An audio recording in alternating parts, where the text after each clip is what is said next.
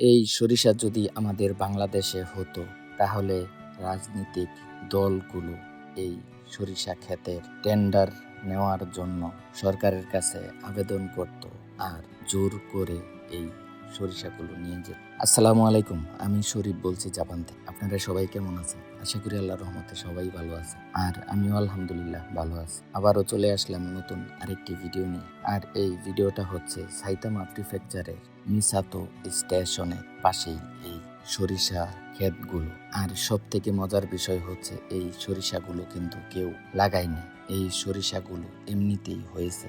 আর এই সরিষাগুলো প্রতি বছরই এরকম ভাবে সরিষা হয়, আর এই সরিষাগুলো কেউ কাটে না বা কেউ নিয়ে যায় না। তার কারণ হচ্ছে এই সরিষাগুলো হয়েছে একটি বেড়িবাঁধের উপর, আর এই বেড়িবাঁধটা শেষ সীমানা কতটুকু তা আমার জানা নেই। আর এই সরিষাগুলো যত দূর চোখ যাবে শুধু সরিষা আর সরিষা দেখতে পারবেন, যত দূর চোখ যাবে শুধু সরিষা ফল। আর এই জায়গাটাতে গেলে অটোমেটিক্যালি মন ভালো হয়ে যায়। আর এই জায়গাটাতে আমি প্রচুর পরিমাণ সময় কাটিয়েছি। আর নিচের যে ভিডিওটা দেখছেন, এই ভিডিওটা হচ্ছে পাকার পর এই কালার হয়েছে।